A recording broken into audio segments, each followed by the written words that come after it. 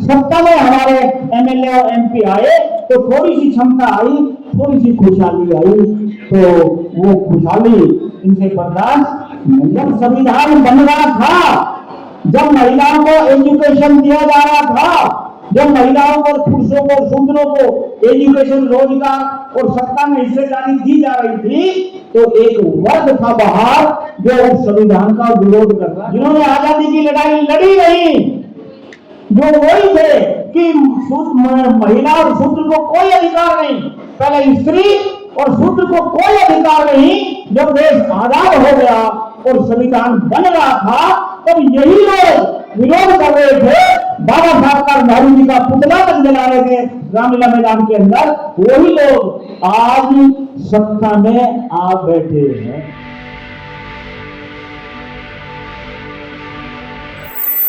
सावित्रीबाई पहली महिला है जिन्होंने, और बाबा साहब पहले व्यक्ति है जिन्होंने हमें शिक्षा का, रोजगार का और राजनीतिक शक्ति का आधार पहली बार इन्होंने दिलवाया है।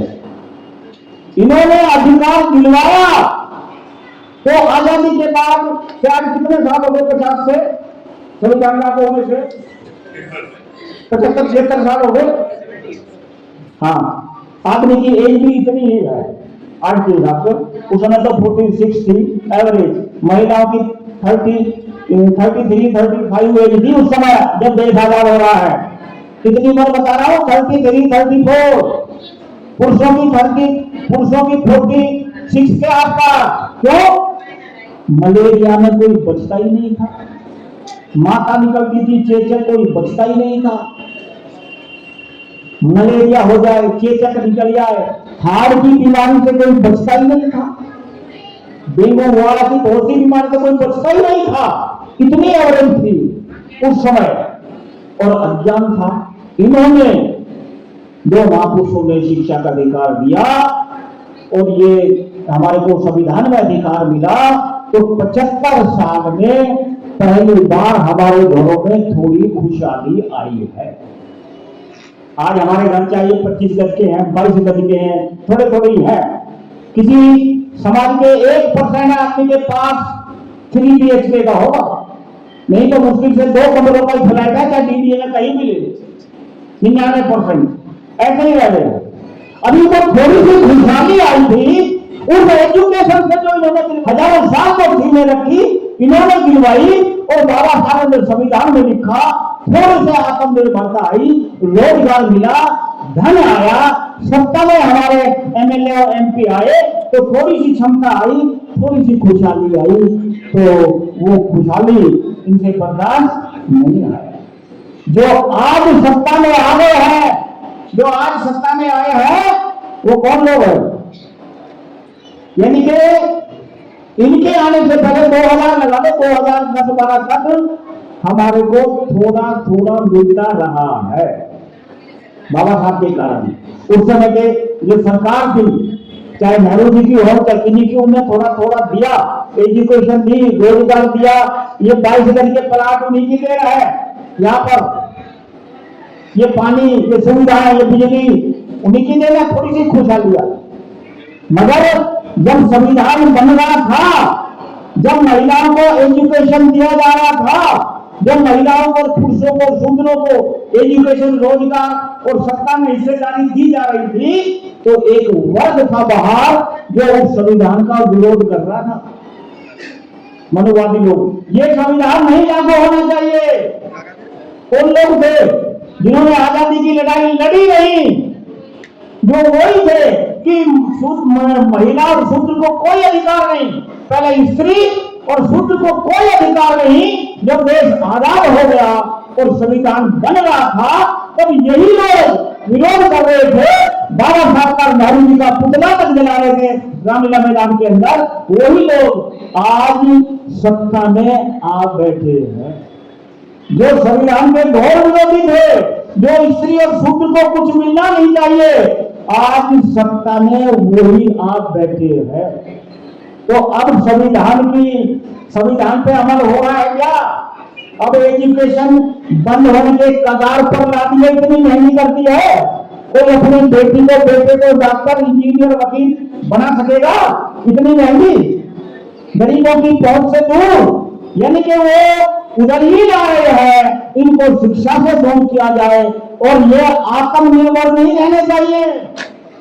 आत्मनिर्भर और शिक्षित व्यक्ति आंदोलन खड़ा कर देता है। शिक्षित मतलब जागरूक आदमी सही क्या है गलत क्या है ये जानता है। और अगर वो आत्मनिर्भर है, उसके पास रोजगार है, अपना कोई धंधा है, वो फिर किसी की परवाह नहीं करता है। तो इन्होंने देखा कि ये लोग शिक्षित भी हो रहे हैं और आत्मनिर्भर हो रहे हैं। और अगर यही दौर चलता रहा, अरे तो हमारी तो जनसंख्या 10% है, इनकी 90% है। अगर इनके 90% लोग शिक्षित हो गए, हमारे 10% लोग शिक्षित हो गए सारे के सारे, तो किसके लोग शिक्षित ज्यादा होंगे? इनके ज्यादा शिक्षित होंगे। तो फिर प्रशासन शासन में IAS है, उसमें SSC में, इसमें टॉप कौन करेंगे? ये लोग टॉप करेंगे। जब ये लोग टॉप करेंगे तो प्रशासन इनके हाथ में आएगा, संख्या इनकी ज्यादा है, एजुकेटेड हो जाएंगे, आत्मनिर्भर हो जाएंगे, तो वोट इनकी ज्यादा है, सरकार भी यही बनाएंगे। तो आज नहीं तो कल हमारी सरकार फिर चली जाएगी। तो क्या करा जाए? सरकार भी हमारी रहे, धन दौलत भी हमारे पास रहे, प्रशासन भी हमारे पास रहे, ये सारी कुछ हमारे पास रहे। तो आज हम सबसे बुरे हालात में इस सरकार ने डाल दिए हैं। यानी कि जो चिंता अमेरिका की महिलाओं को थी, उससे बड़ी चिंता हमारी मां बहनों के सामने है, हमारे भाइयों के सामने है, पुरुषों के सामने है कि आने वाले समय में क्या हम अपने बच्चों को अच्छी एजुकेशन दिला पाएंगे? रोजगार मिलेगा नहीं, क्या रोजगार दिला पाएंगे? जब हम ये नहीं दिला पाएंगे तो फिर कैसे हमारी गाड़ी आगे चलेगी? तो सबसे खतरनाक समय में है। तो जब अंग्रेजों की महिला ये कर सकती है, तो क्या हमारी महिला ये नहीं कर सकती है? अगर वहां की महिला ये कर सकती है, तो यहाँ की महिला कर सकती है कि नहीं कर सकती है? लड़ाई है, और लड़ने में हमारी महिला कम है क्या? बताइए, लड़ने में कमजोर है क्या? पुरुषों से पूछूं में कमजोर है क्या भैया? आपका तो पाला पड़ता होगा। है? लड़ने में कमजोर नहीं है, केवल इनकी समझ में आना चाहिए कि पुरुष ऐसा क्यों हो गया, क्या मजबूरी है, असली दुश्मन उधर है, उससे लड़ना है। अगर वो लड़ सकती है, ये भी लड़ सकती है, इनकी समझ में। वो जो अमेरिका की जब स्ट्राइक हुआ काले और गोरों का जो भेद का बस के ऊपर, तो काले लोग बस चलाते थे, उन्हें स्ट्राइक कर दी। जिस बस में केवल अंग्रेज आगे बैठेंगे, महिला नहीं बैठेगी, महिला खड़ी रहेगी, काली महिला खड़ी रहेगी, गोरी महिला बैठेगी, गोरे अंग्रेज बैठेंगे। काले लोग बस में चढ़ सकते हैं, बैठ नहीं सकते। और पुरानी कहानी नहीं, 1954 से 64 का है। देखिए 10 साल का संघर्ष है महिला का। मैं इसलिए कह रहा हूं कि महिलाओं का संघर्ष, अगर आप लोग जब लड़ने में पति से लड़ सकती हो, बेटे से लड़ सकती हो, ससुर से सास से लड़ सकती हो, अरे तो जो आपकी बेटी का बेटे का सबका अधिकार खत्म कर रहा है, उससे लड़ने के लिए क्यों नहीं तैयार हो रहे हो? उससे भी लड़ने के लिए तैयार होना होगा। तो कानून ने वहां स्ट्राइक कर दी, तो सारे ड्राइवर हैं, कोई बस नहीं चलाएगा और सब पैदल मार्च करेंगे। कालों ने मार्च चलाया, पैदल मार्च चल रहे हैं, काले लोग सारे, महिला पुरुष, और वो ले रखे हैं ऐसे बैनर लगाए हुए हैं, जैसे ही लगा रखे। बैनर पे लिखा हुआ है अंग्रेजों से, क्या लिखा है? काले लोगों ने गोरों से क्या कह रहे हैं? अरे जो संविधान में 100 साल पहले तुमने हमारे को अधिकार दिए, कब 100 साल पहले, अरे आज तो दे दो, आज तो दे दो। ये बैनर है। तो एक महिला 70-80 साल की पैदल चल रही है, चला नहीं जा रहा। एक अंग्रेज आता है गाड़ी लेके, रोड से गुजर रहा है, कह रहा अम्मा चला नहीं जा रहा, बैठो मैं छोड़ दूंगा। तो अम्मा कह रही है चला नहीं जा रहा, कि बेटा मैं अपने लिए पैदल नहीं चल रही हूं, मैं अपने बेटे बेटी पोता पोती के लिए पैदल चल रही हूं। क्या मैं मर जाऊं आने वाले मेरे पोता पोती को ठीक जिए।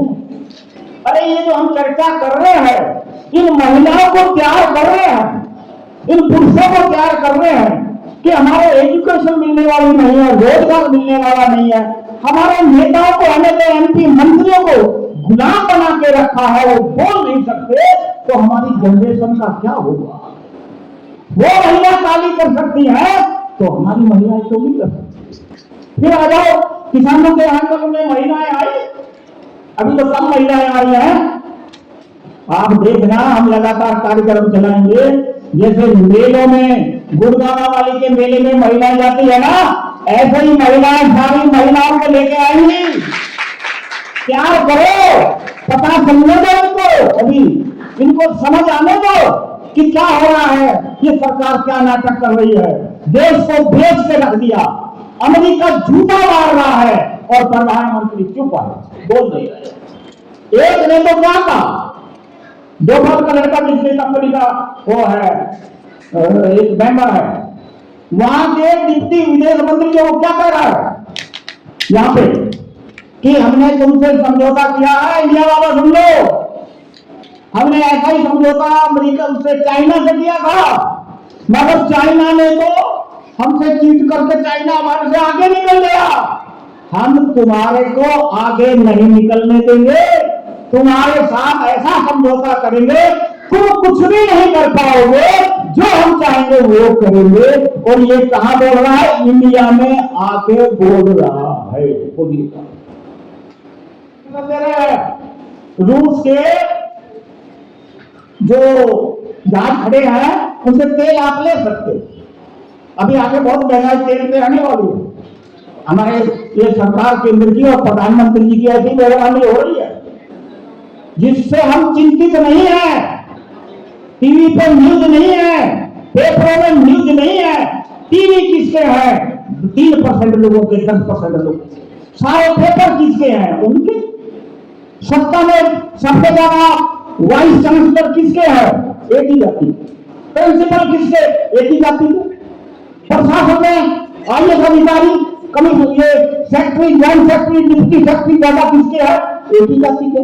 कैसे हो गए? अरे कैसे हो गए? संविधान लागू होते ही जब बाबा साहब को जगह आरक्षण मिला तो 25 साल तक क्या कहा इन्होंने कि कैंडिडेट अवेलेबल ही नहीं है।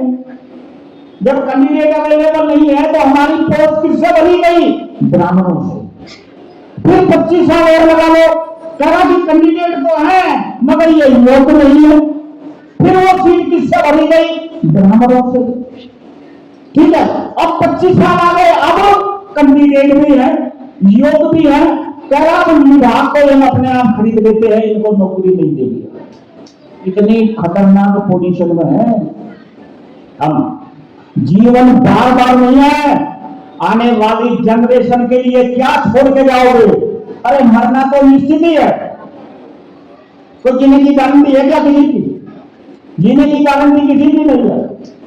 मरने से पहले अरे आने वाली जनरेशन के लिए ऐसा प्लेटफॉर्म बनाओ, और महिला अगर खड़ी हो गई जिसका हमारा पूरा प्रयास रहेगा, हम 100 महिलाओं को प्रचारक के रूप में तैयार करना चाहते हैं। 100 महिलाओं को इधर बैठी है महिला, क्या रहेगा प्रचारक के रूप में करने के लिए। और प्रचार कहां करना है? केवल अपने घर में, अपने पड़ोस में, रिश्तेदारों, जब भी मिलने का अवसर मिले तब। कि ये हालत है, वो काली अम्मा कर सकती है, अंग्रेज कर सकते हैं, किसानों के आंदोलन में वो महिलाएं किसान कर सकती है, और उससे भी ज्यादा मुसलमानों की अभी जब बैठी थी, आज उनको सर्टिफिकेट दिखाना था तो शाहीन बाग कौन सी महिलाएं बैठी थी? पढ़ी लिखी थी क्या? नहीं। रोजगार वाली थी? नहीं। जवान थी? नहीं। 18 साल से 100 साल तक की महिलाएं बैठी है। 110 दिन तक करीब करीब धरना चला है पूरे देश में, दिल्ली में भी जान की बाजी लगाई। कौन सी महिलाएं हैं जो पर्दे में रहती थी कि हमारे बच्चों का तो सब कुछ खत्म होने जा रहा है, हम पर्दे में रहे, हम घर में रहे, हम घूंघट में रहे, आके बैठने लगी अपनी संतान के लिए। तो वो कर सकती है तो हमारी महिलाएं क्यों नहीं कर सकती? तो हमारी महिलाएं भी कर सकती है और ये करेगी आने वाले समय में। हम पूरा प्रयास करेंगे, छोटी छोटी हम मीटिंग लगा रहे हैं। हम जो महिलाएं इससे जुड़कर इसमें पर्चा रख के तैयार होंगी, उनके परिवार को हम गरीब नहीं रहने देंगे, उनके परिवार को उनको पिछड़ा नहीं रहने देंगे। कुछ महिला तो जिनको यहाँ हमारी फैमिली मीटिंग लगी है, इधर बैठी है, तो किसी के यहाँ गरीबी है क्या? अभी सरोज जी बैठी है, मतलब इतने देवी देवता इनके घर में ही थे, अब पता नहीं कहां चले गए। समझ में आई ना? हो गया, ठीक है, आगे बढ़ गए। ऐसी किसी भी परिवार को पिछड़ने नहीं देंगे, गरीब रहने नहीं देंगे, उनको हर तरह से योग्य बनाएंगे। हम पारिवारिक मीटिंग लगाते हैं, जो इस काम के लिए आगे आएगी समाज के लिए, उसको हम किसी तरह से भी उसको उसके परिवार को पिछड़ने नहीं देंगे। और हमें आशा है हम ऐसा जो है पूरे दिल्ली में घूम घूम के छोटी छोटी जगह हम ऐसी मीटिंग लगाएंगे और महिलाओं को तैयार करेंगे। उसी से पुरुषों का विकास उत्थान होगा, उसी से इस जाति का विकास उत्थान होगा, उसी से देश का विकास उत्थान होगा।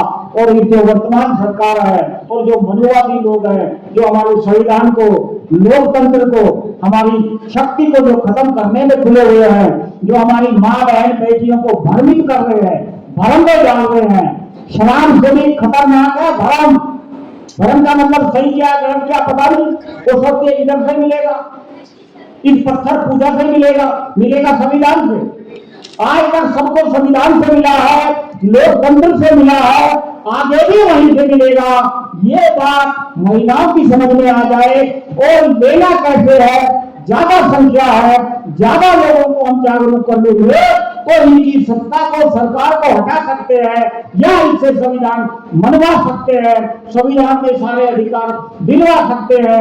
ये ज्यादा से ज्यादा लोगों की समझ में आ जाए, महिलाओं की समझ में आ जाए, पुरुषों की समझ में आ जाए, इसलिए हम छोटी छोटी मीटिंग महिलाओं की इधर साथियों करेंगे। आप लोग आए, आपने समय दिया और मैंने भी थोड़ा 10-5 मिनट थोड़ा ज्यादा समय दे दिया, क्योंकि मैं चाह रहा था थोड़ी बात इस पे हो और महिलाओं से रिक्वेस्ट की जाए कि आपके अतिरिक्त और कोई हमारी लड़ाई लड़ने के लिए आने वाला नहीं है। आप ही आगे आओगी, पुरुष हर तरह से आपको सहयोग देंगे, आपके लिए मंच लगाएंगे, माइक लगाएंगे, सब कुछ करेंगे। आप समझो, पढ़ो और समाज को, परिवार को तैयार करो, जागरूक करो। आपने मुझे सुना, आपका बहुत बहुत शुक्रिया, धन्यवाद। जय भीम, जय भारत, जय भीम।